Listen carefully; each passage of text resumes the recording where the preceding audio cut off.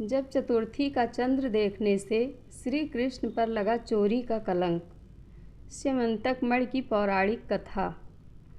एक बार नंद किशोर ने सनत कुमारों से कहा कि चतुर्थी के चंद्रमा के दर्शन करने से श्री कृष्ण पर जो लांछन लगा था वह सिद्धि विनायक व्रत करने से ही दूर हुआ था। ऐसा सुनकर सनत कुमारों को आश्चर्य हुआ। उन्होंने पूर्ण ब्रह्म श्री कृष्ण को कलंक लगने की कथा पूछी तो नंद किशोर ने बताया, एक बार जरासंध के भय से श्री कृष्ण समुद्र के मध्य नगरी बसाकर रहने लगे।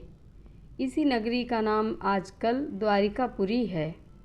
द्वारिकापुरी में निवास करने वाले सत्यजीत यादव ने सूर्य नारायण की आराधना की।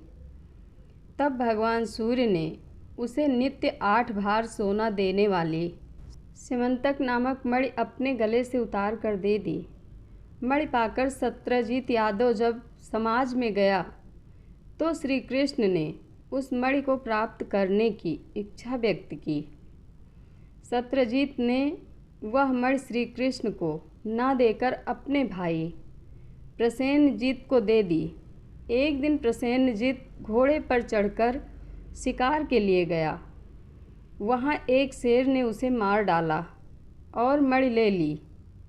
रीछों का राजा जाम्बवंत उस सिंह को मारकर मणि लेकर गुफा में चला गया। जब प्रसेनजीत कई दिनों तक शिकार से न लौटा तो सत्यजीत को बड़ा दुख हुआ। उसने सोचा, श्री कृष्ण ने ही मणि प्राप्त करने के लिए उसका वध कर दिया होगा।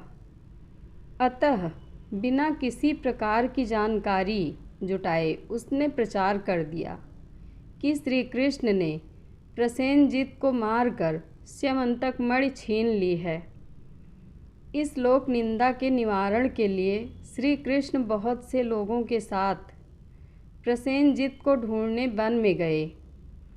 वहाँ पर प्रसेनजीत को शेर द्वारा मार डालना और शेर को रीछ द्वारा मारने के चिन्ह उन्हें मिल गए। रीछ के पैरों की खोज करते करते वे जाम्बवंत की गुफा तक पहुँचे और गुफा के भीतर चले गए। वहाँ उन्होंने देखा कि जाम्बवंत की पुत्री उस मणि से खेल रही है। श्री कृष्ण को देखते ही जाम्बवंत युद्ध के लिए तैयार हो गया। युद्ध छिड़ गया। गुफा के बाहर श्री कृष्ण के साथियों ने उनकी 7 दिन तक प्रतीक्षा की। फिर वह लोग उनके वध को जानकर पश्चाताप करते हुए द्वारिकापुरी लौट गए। इधर 21 दिन तक लगातार युद्ध करने पर भी जाम्बवंत श्री कृष्ण को पराजित न कर सका। तब उसने सोचा, कहीं यह वह अवतार तो नहीं जिसके लिए मुझे रामचंद्र जी का वरदान मिला था। यह पुष्टि होने पर उसने अपनी कन्या का विवाह श्री कृष्ण के साथ कर दिया और मणि दहेज में दे दी। श्री कृष्ण जब मणि लेकर वापस आए तो सत्यजीत अपने किए पर बहुत लज्जित हुआ। इस लज्जा से मुक्त होने के लिए उसने भी अपनी पुत्री का विवाह श्री कृष्ण के साथ कर दिया। कुछ समय के बाद श्री कृष्ण किसी काम से इंद्रप्रस्थ चले गए। जब अक्रूर तथा ऋतुवर्मा की राय से सद्धन्वा यादव ने सत्यजीत को मारकर मणि अपने कब्जे में ले ली। सत्यजीत की मौत का समाचार जब श्री कृष्ण को मिला तो वे तत्काल द्वारिका पहुँचे। वह सद्धन्वा को मारकर मणि छीनने को तैयार हो गए। इस कार्य में सहायता के लिए बलराम भी तैयार थे। यह जानकर सद्धन्वा ने मणि अक्रूर को दे दी और स्वयं भाग निकला।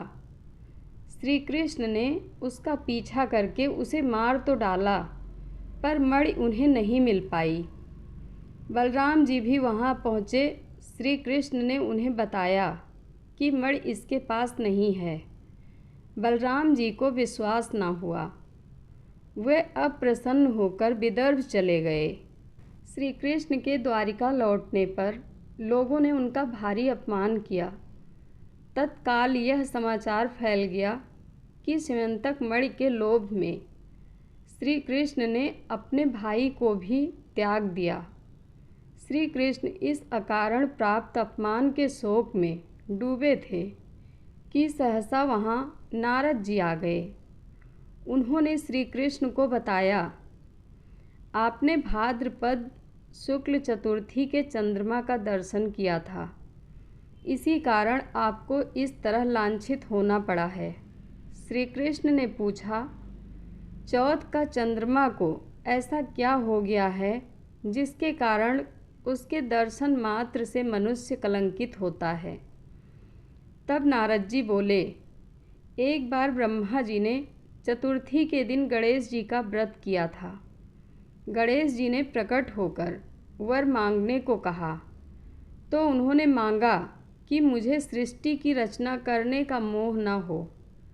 गणेश जी ज्यों ही तथास्तु कहकर चलने लगे, उनके विचित्र व्यक्तित्व को देखकर चंद्रमा ने उपहास किया।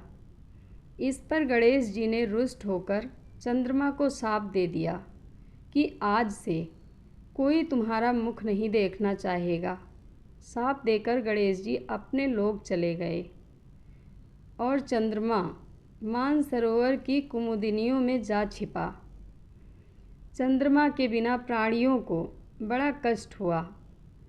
उनके कष्ट को देखकर ब्रह्मा जी की आज्ञा से सारे देवताओं के व्रत से प्रसन्न होकर गणेश जी ने वरदान दिया कि अब चंद्रमा शाप से मुक्त तो हो जाएगा, पर भाद्रपद शुक्ल चतुर्थी को जो भी चंद्रमा के दर्शन करेगा उसे चोरी आदि का झूठा लांछन जरूर लगेगा। किंतु जो मनुष्य प्रत्येक द्वितीया को दर्शन करता रहेगा वह इस लांछन से बच जाएगा। इस चतुर्थी को सिद्ध विनायक व्रत करने से सारे पाप दोष छूट जाएंगे। यह सुनकर देवता अपने अपने स्थान को चले गए। इस प्रकार भाद्रपद शुक्ल चतुर्थी को चंद्रमा का दर्शन करने से आपको यह कलंक लगा है। तब श्री कृष्ण ने कलंक से मुक्त होने के लिए यही व्रत किया था।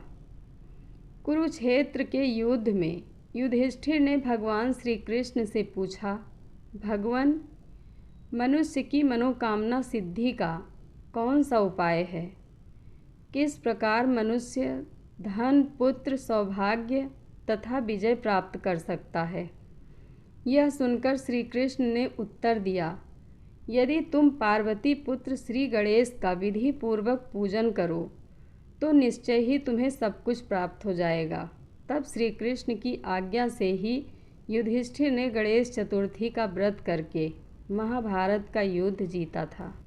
जय श्री कृष्णा। धन्यवाद।